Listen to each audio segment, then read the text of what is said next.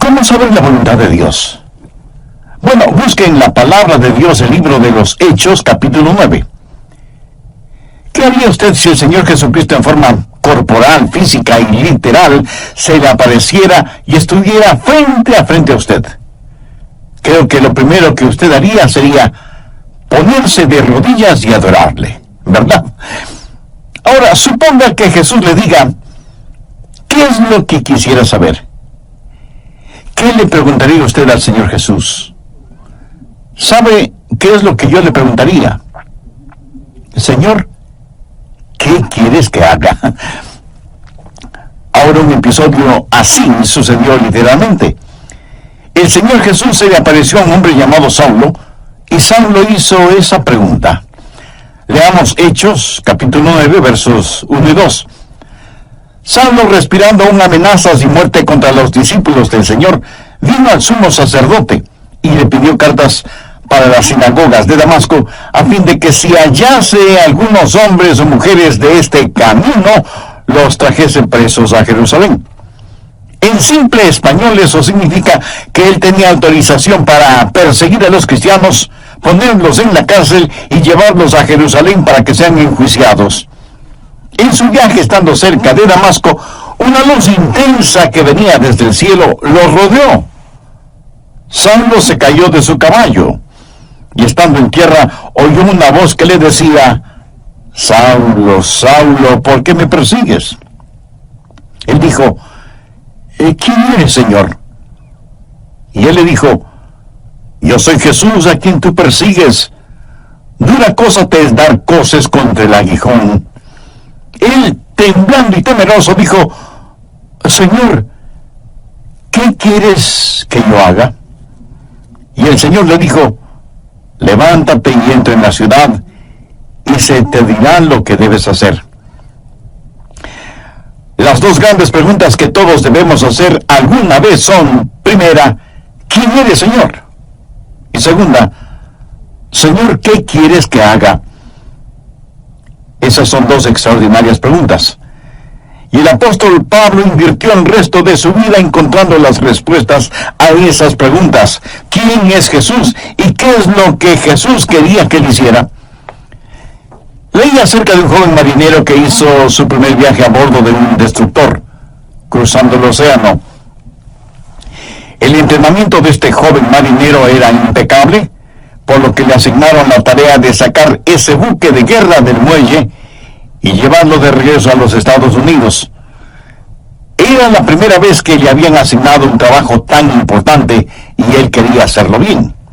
Era un joven marinero muy inteligente, así que en un momento la cubierta del buque se llenó de actividad.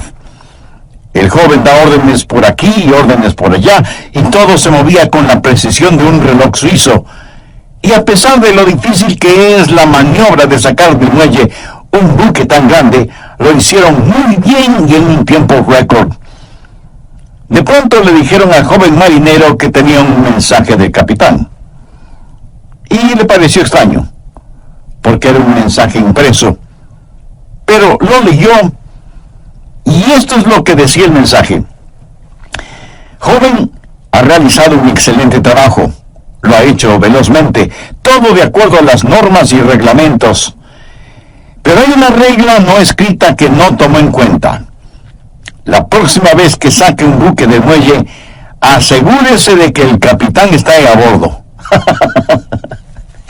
Este joven marinero hizo todo muy bien, pero dejó al capitán en tierra.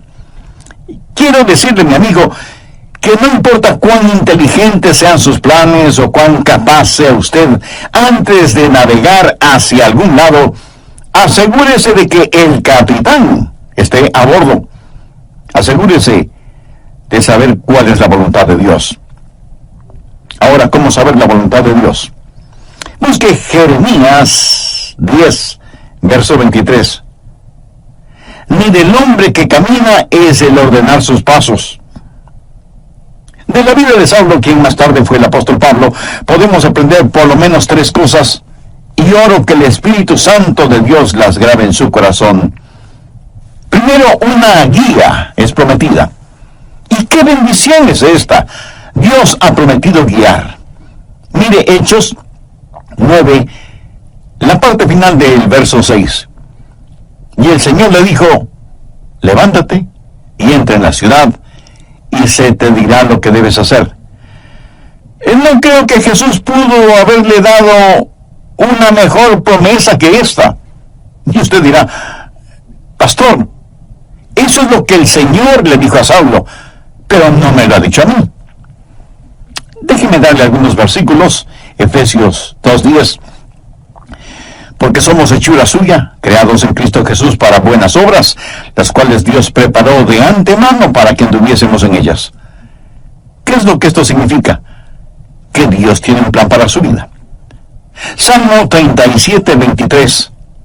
Por Jehová son ordenados los pasos del hombre, y él aprueba su camino. Salmo 32:8. Te haré entender y te enseñaré el camino en que debes andar. Sobre ti fijaré mis ojos. ¿No es esa una hermosa promesa? Y ahora Isaías 58:11. Jehová te pastoreará siempre. Proverbios 3, versos 5 y 6. Fíjate de Jehová de todo tu corazón, y él enderezará tus veredas. Mi amigo, la voluntad de Dios viene a nosotros de tres formas. Primero, viene como su voluntad soberana. La voluntad soberana de Dios siempre se realiza. Nadie puede cambiarla ni detenerla. Dios es Dios y realiza lo que desea hacer, porque no hay nadie que pueda oponerse a su voluntad. La voluntad de Dios es misteriosa, es desconocida. Ni usted ni yo podemos conocerla. Solamente Dios la conoce. Deuteronomio 29:29 dice, las cosas secretas pertenecen a Jehová nuestro Dios, mas las reveladas son para nosotros y para nuestros hijos para siempre. Las cosas secretas pertenecen a Dios. Usted será una persona mucho más feliz si renuncia a ser Dios y deja que Dios sea Dios. Hay ciertas cosas que usted nunca entenderá, sino hasta cuando llegue al cielo, si es que es salvo. Y cuando esté allá, le aseguro que ya no tendrá interés en saberlas. Las cosas secretas pertenecen a Dios.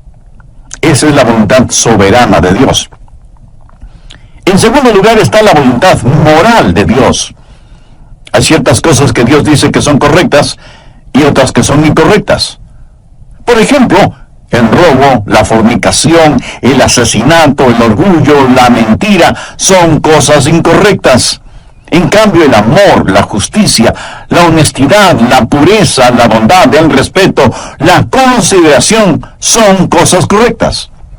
Esta es la voluntad moral de Dios, y no va a cambiarla para mí, ni va a cambiarla para usted. Son normas fijas de lo bueno y lo malo, porque Dios así lo ha decretado. ¿Estamos de acuerdo?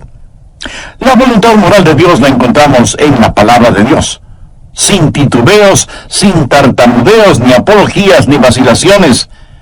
Dios dice, esto es bueno o esto es malo.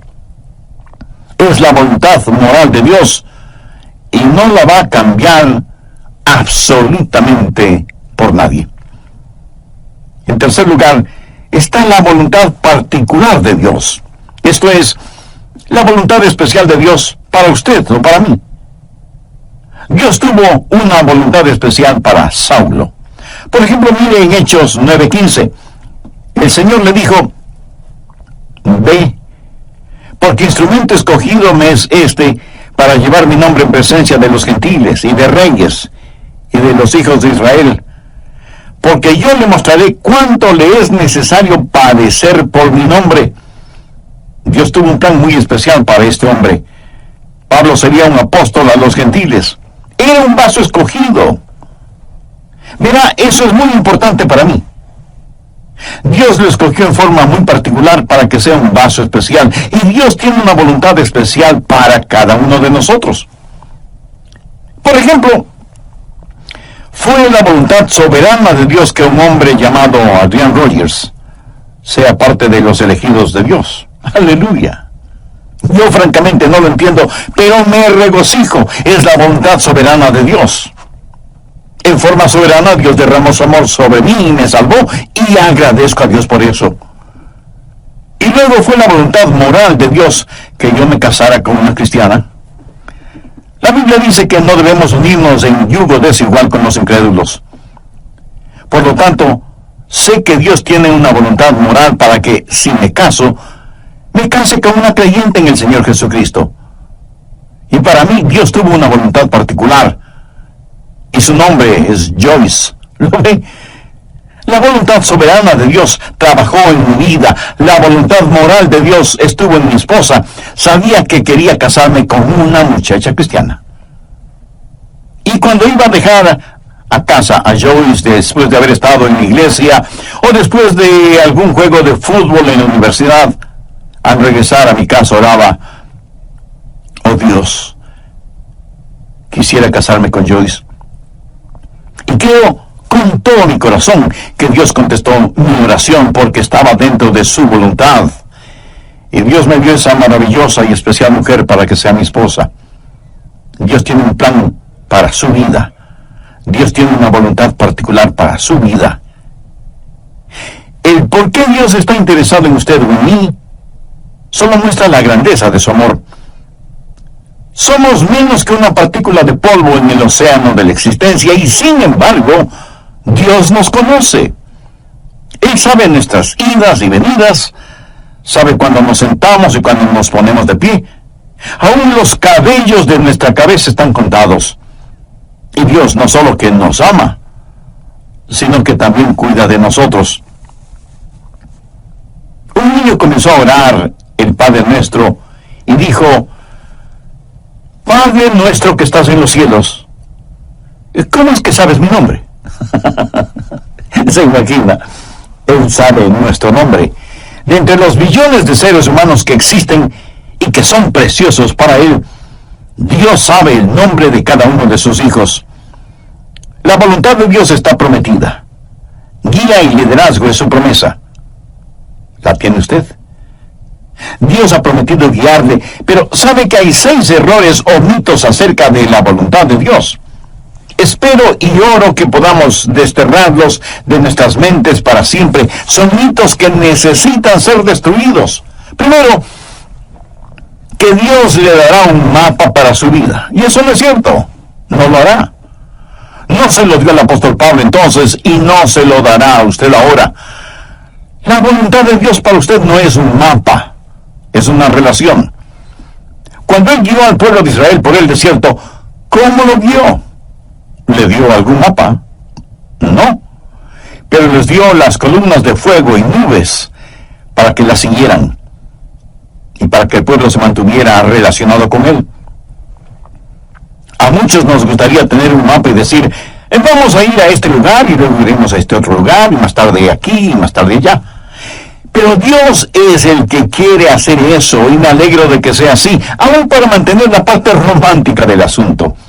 De otra manera, todo carecería de emoción y hasta de sentido de reverencia y temor, si supiéramos lo que mañana tiene para nosotros. Y cuando estudiaba en la universidad, un día otro joven que se estaba preparando para ir al pastorado se sentó junto a mí y me dijo: Adrián, ¿sabes lo que hice la semana pasada? Le dije que no lo sabía. Y él prosiguió: estuve en Memphis, en Tennessee, y fui a ver al Dr. Lee. De paso, debo decir que el Dr. Lee fue con toda seguridad el más grande, cordial, santo y elocuente ministro que yo haya conocido. Así que ese joven y neófito teólogo, al decirme que estuvo para verse con el Dr. Lee, me dejó poco menos que asombrado. Y pensé: ¿cómo logró entrar? ¿Y cómo el Dr. Lee pudo perder el tiempo con un joven imberbe como él? Yo pensaba todo eso y al mismo tiempo me decía: ¿cómo me hubiera gustado a mí hacer lo mismo? Hubiera sido como decir: estuve en Washington y fui a ver un ratito al presidente de los Estados Unidos. Así que, picada mi curiosidad, le dije: a ver, cuéntame, ¿cómo lo lograste? Me dijo que llegó hasta la oficina de la secretaria y le preguntó si podía ver al Dr. Lee. Ella me dijo que sí, pero solo por unos pocos minutos. Él entró en la oficina del Dr. Lee, conversaron brevemente sobre varias cosas, y finalmente el Dr. Lee oró con y por el joven estudiante. Y eso fue muy interesante para mí. Y traté de imaginarme toda la escena. Los años pasaron, y en la voluntad de Dios llegué a ser el pastor de esa misma iglesia. Tuve la misma oficina que tuvo el Dr. Lee. Un día mi secretaria me llamó por el intercomunicador y me dijo: el Dr. Lee está aquí y quiere saber si puede conversar con usted unos minutos. Por supuesto, hágalo pasar inmediatamente. Y sin querer, vino a mi memoria el episodio de mi joven amigo universitario que años atrás, estando de paso por Memphis, fue recibido en forma cordial e inmediata por el Dr. Lee. La voluntad de Dios no es un mapa, es una relación personal. Segundo, quítese de la cabeza la idea de que Dios es una especie de aguafiestas espiritual. Que si usted hace la voluntad de Dios, ese es el final de su gozo, de su alegría. Hay mucha gente que no quiere saber la voluntad de Dios por temor de lo que podrían encontrar. Dicen: si le digo a Dios que quiero hacer su voluntad, ¿quién sabe a dónde me mandará? Muchos de ustedes seguramente son padres. Suponga que un día su joven hijo de 14 o 15 años viene y le dice: papá, estoy convencido que eres un hombre bueno, piadoso y sabio. Quiero saber qué es lo que quieres que haga. Haré cualquier cosa que tú quieras que haga. ¿Qué haría usted? Creo que usted primero se quedaría como una estatua, con la boca abierta. No daría crédito a lo que está escuchando de boca de su hijo. El segundo, como un sonámbulo, iría donde está su esposa y le preguntaría: ¿escuchaste lo que nuestro hijo dijo? Pues veamos qué podemos pedirle que haga para hacerle la vida miserable. Se va a arrepentir de haber dicho lo que dijo. ¿Qué es lo peor que podríamos pedirle que haga? Amigo, no tenga temor de la voluntad de Dios. La voluntad de Dios es lo que usted quisiera para usted mismo, si tuviera el suficiente sentido común para desearla. Amigo, ¿entendió esa frase? La voluntad de Dios es lo que usted quisiera para usted mismo, si tuviera el sentido suficiente común para desearla. Busque usted diaria y diligentemente la voluntad de Dios para su vida. Si usted no conoce al Señor Jesucristo como su Salvador y Señor en forma personal, de ninguna manera buscará la voluntad de Dios. ¿No quisiera este mismo momento buscar a Dios y conocer su voluntad? Lo invito a que diga la siguiente sencilla oración conmigo. Querido Dios, reconozco que por estar viviendo de acuerdo a mi voluntad, he vivido en pecado y en rebelión contra ti. Intelectualmente sé que Cristo murió por mis pecados para perdonarme y salvarme. Pero ahora, convencidamente, acepto a Cristo como mi Salvador y mi Señor. Señor Jesús, ven a morar en mi corazón. Tome el control total de mi vida. Hazme la clase de persona que tú quieres que sea. Y ayúdame a nunca avergonzarme de ti, independientemente de las circunstancias o de las consecuencias. El Dr. Adrian Rogers, en la voz del pastor Lenín de Llanón. Al respecto, en el programa anterior vimos que primero Dios no le dará un mapa para su vida. Él nos ha dado su palabra. Segundo, no crea a quienes le dicen que Dios es un aguafiestas espiritual. Tercero, deje de pensar que Dios habla solo a cierta categoría de personas, o que Dios revela su voluntad solo a pastores o misioneros, o a la gente que trabaja en la iglesia o cosas por el estilo. Pero que Dios no tiene una voluntad para personas comunes y corrientes. Dios tiene una voluntad para cada vida.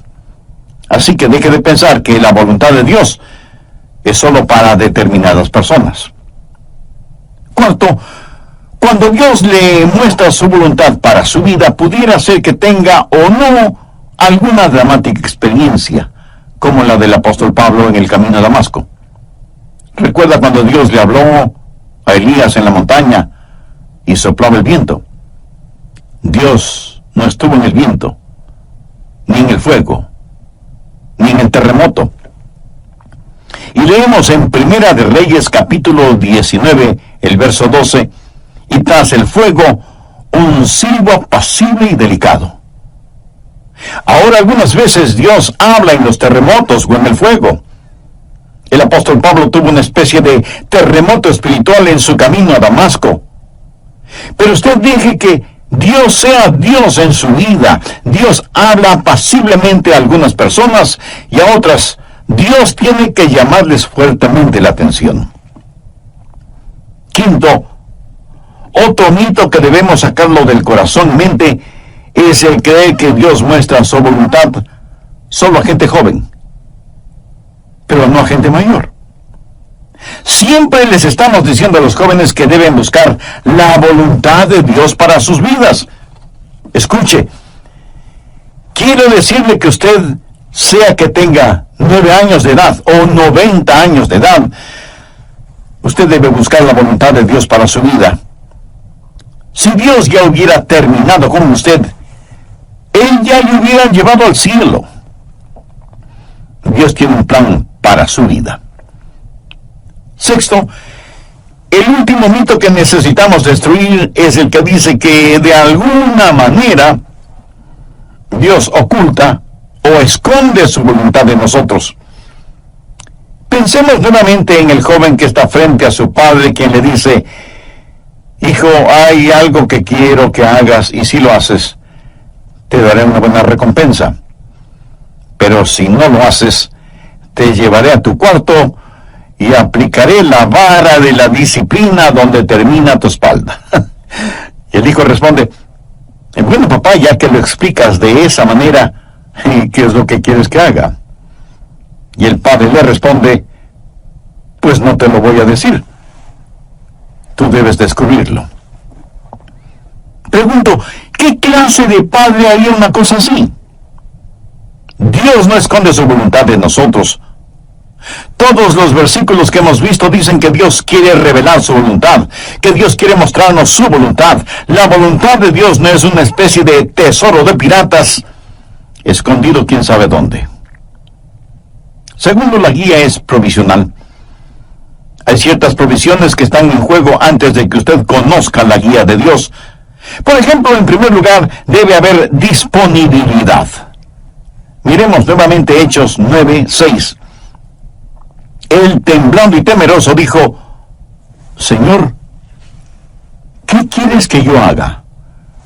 Ahora, eso presupone que él quiere hacer lo que Dios quiere que él haga. Mucha gente quiere hacer su propia voluntad, pero que Dios ponga su sello de aprobación. Son como las personas que buscan un arquitecto porque quieren construir sus casas, pero en realidad lo que quieren es que el arquitecto interprete y diseñe lo que ellos tienen en mente.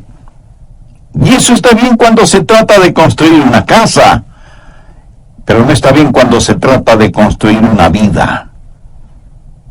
La pregunta de Pablo fue: Señor, ¿qué quieres que yo haga? Eso quiere decir: Señor, tú estás en control, no yo. Encaminará a los humildes por el juicio y enseñará a los mansos su carrera. ¿Es usted humilde? ¿Manso? Si no lo es, usted no estará disponible. Si no lo es, no conocerá la voluntad de Dios. Pero no solo debe haber disponibilidad y mansedumbre, sino también, y en tercer lugar, debe haber apertura. Apertura. Pablo buscó la voluntad de Dios inmediatamente, y él oró y dijo: Señor, muéstrame tu voluntad. ¿Ha estado usted abierto a la voluntad de Dios? Y no es cuestión de simplemente decir: si Dios quiere mostrarme su voluntad, lo hará. Ahora, orado usted en forma honesta y sincera diciendo, Señor, yo quiero conocer tu voluntad? ¿Se reporta usted para servicio diario delante de Él? Después de conocer al Señor Jesús, usted va a ser como Pablo y decir, Señor, ¿qué quieres que yo haga? Y aún hay otra provisión. Hechos 9, versos 8 y 9. Entonces Saulo se levantó de tierra y abriendo los ojos no veía a nadie. Así que, llevándole por la mano, le metieron en Damasco, donde estuvo 3 días sin ver, y no comió ni bebió. ¿Puede imaginarse eso? Aquí está este hombre que capturaba y encarcelaba a muchos, y ahora ciego, es tomado de la mano para ser guiado. Ahora es un hombre dócil, se ha rendido, ha cedido ante la presencia de Cristo. La Biblia dice que debemos presentar nuestros cuerpos como sacrificio vivo.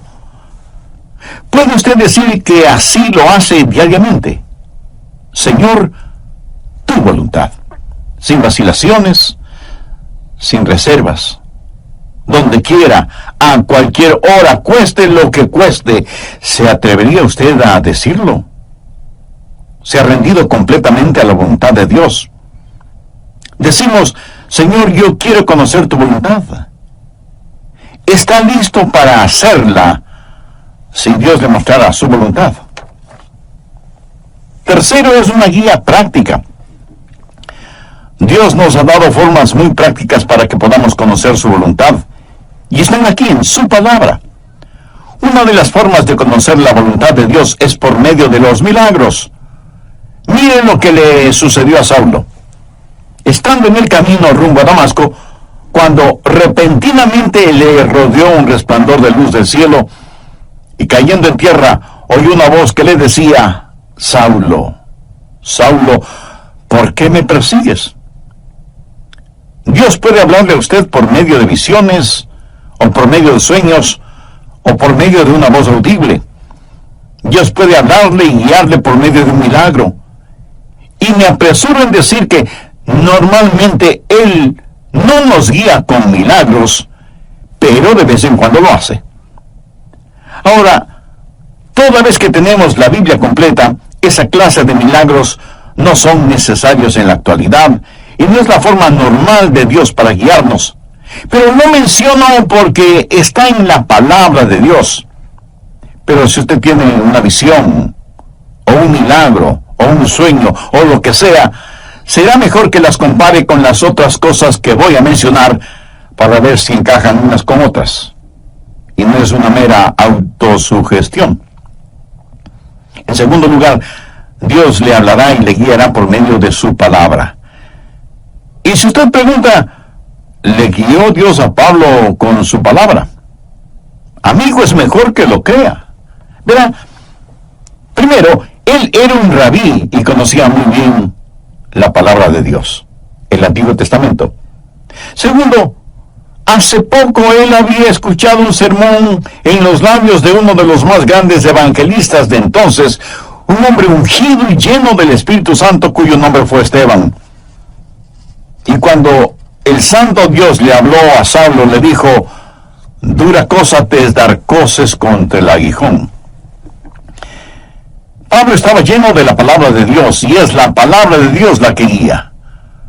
Anota en margen el siguiente versículo, Salmo 119, 115.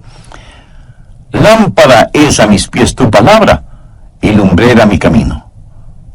Mucho de la voluntad de Dios para su vida se encuentra en la Biblia, mi estimado amigo. Por ejemplo, la voluntad de Dios es que usted no se case con una persona no creyente. Así lo dice su palabra.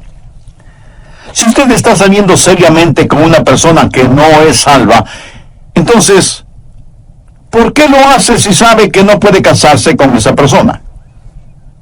Muchas veces usted conoce la voluntad de Dios al leer la Biblia y dice, bueno, Dios me está guiando a que me divorcie de mi cónyuge y me case con otra persona.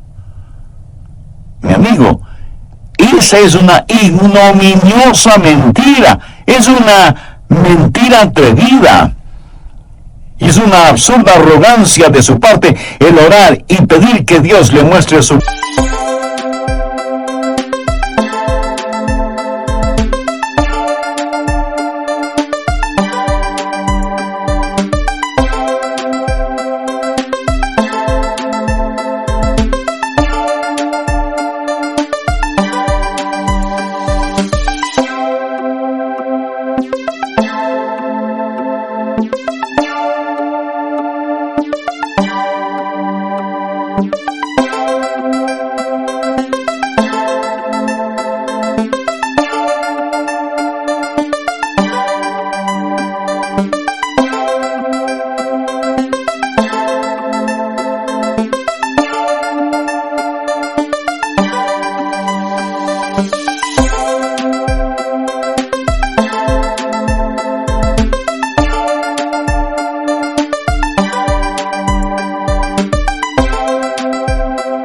voluntad cuando ya se la ha mostrado con su palabra? ¿O se considera usted una persona súper especial a la cual Dios le concederá algo que está en contra de lo que él mismo ha establecido en su palabra? Piénselo. En tercer lugar, Dios le guiará por medio de su gente, los hijos de Dios. Veamos Hechos 9, los versos del 10 al 13. Había entonces en Damasco un discípulo llamado Ananías, a quien el Señor dijo en visión: Ananías. Y él respondió: heme aquí, Señor. Y el Señor le dijo: levántate, y ve a la calle que se llama Derecha, y busca en casa de Judas a uno llamado Saulo, de Tarso, porque he aquí él ora. Y lo utilizó para confirmar su voluntad en la vida de Saulo. En Proverbios 24:6 leemos: en la multitud de consejeros está la victoria. ¿Qué quiere decir eso? Que cuando Dios le habla a usted acerca de algo, muchas veces Dios lo confirmará por medio de alguien más. Mateo 18:16 dice: toma aún contigo a uno o dos, para que en boca de 2 o 3 testigos conste toda palabra. No sea ni orgulloso ni arrogante pensando que usted no necesita el consejo de otras personas. Otra manera en que Dios confirma su voluntad para usted es por medio del Espíritu Santo. Hechos 9:17 dice: fue entonces Ananías y entró en la casa, y poniendo sobre él las manos dijo: hermano Saulo, el Señor Jesús, que se te apareció en el camino por donde venías, me ha enviado para que recibas la vista y seas lleno del Espíritu Santo. Y desde ese momento el Espíritu de Dios estuvo guiando a Saulo, quien más tarde escribió a los romanos: porque todos los que son guiados por el Espíritu de Dios, estos son hijos de Dios. Y en Gálatas 5:18 Pablo dice: pero si sois guiados por el Espíritu, no estáis bajo la ley. El Espíritu de Dios le guiará. Déjeme decirle cómo el Espíritu Santo le guiará. Si alguna vez ve a alguna persona con convulsiones, seguramente está controlada por el diablo. Dios no grita y Dios no empuja. Dios susurra y guía. Él guía a sus ovejas. No las está llevando al matadero, las lleva a pastos verdes. Y es mejor que usted sea sensible para escuchar al Espíritu Santo y reconocer la voz de Dios. Finalmente, usted puede conocer la voluntad de Dios por la sabiduría de Dios. Él le guiará con absoluta sabiduría. Note lo que dice Hechos 9:20 al referirse a Saulo. Enseguida predicaba Cristo en las sinagogas, diciendo que este era el Hijo de Dios. Este hombre, Saulo, comenzó a predicar de inmediato. Y todos los que le oían estaban atónitos y decían: ¿no es este el que asolaba en Jerusalén a los que invocaban este nombre? Y a eso vino acá, para llevarlos presos ante los principales sacerdotes. Pero Saulo mucho más se esforzaba y confundía a los judíos que moraban en Damasco, demostrando que Jesús era el Cristo. Ahora, ¿de dónde tuvo esa sabiduría? Dios le dio sabiduría sobrenatural. Santiago 1:5 dice, y si alguno de vosotros tiene falta de sabiduría, pídala a Dios, el cual da a todos abundantemente y sin reproche, y les será dada.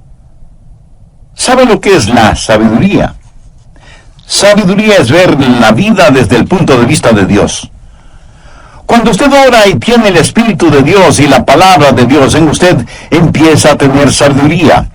El conocimiento viene cuando observamos las cosas a nuestro alrededor. La sabiduría viene cuando miramos hacia arriba, a Dios. La sabiduría tampoco es tener unas lagrimitas en las pestañas y un calorcito en el corazón. Sabiduría es tener una mente fija en Dios, llena de la palabra de Dios y guiada por el Espíritu Santo de Dios. ¿Qué es lo que dice Santiago? Que si pedimos a Dios que nos dé sabiduría, Él nos la dará y seremos guiados por la providencia de Dios. En el capítulo 9 de los Hechos, encontramos que ciertas personas decidieron que Saulo era una verdadera molestia y que debían destruirlo. Pero el complot llegó a oídos de Saulo y los discípulos le ayudaron a escapar, bajándole por el muro en una canasta. ¿Se acuerda de ese relato? Pero, ¿cómo supo él que querían matarle? Bien, en la providencia de Dios, esas acechanzas llegaron al conocimiento de Saulo y pudo escapar. La providencia de Dios. Dios abre puertas y Dios cierra puertas. Y lo que usted podría considerar casualidad es el plan de Dios y la forma en que Dios nos guía en este mundo. Y muchas veces no lo vemos como la providencia de Dios, sino hasta muchos años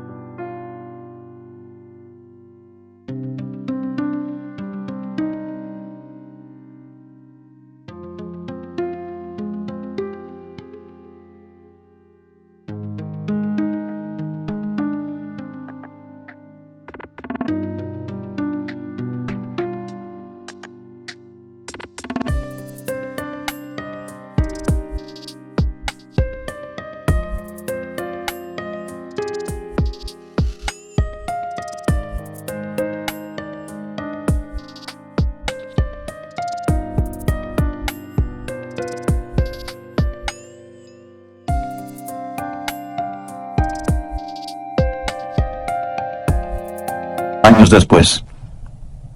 Amigo, no tenga temor de la voluntad de Dios. La voluntad de Dios no lo llevará donde el poder de Dios no pueda sustentarlo.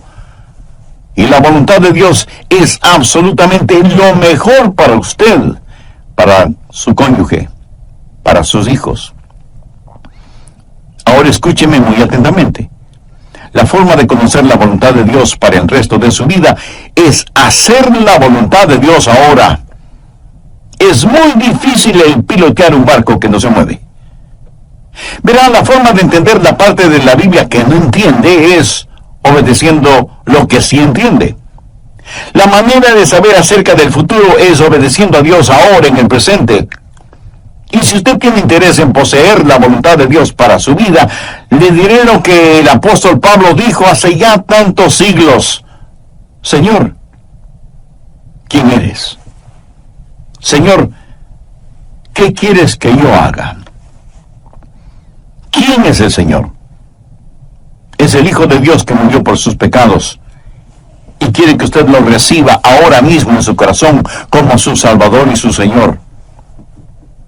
Y le prometo, basado en la autoridad de la palabra de Dios, que si usted entrega a Jesús su corazón, Él le perdonará sus pecados, Él entrará a morar en su vida por medio del Espíritu Santo, y cuando Él le llame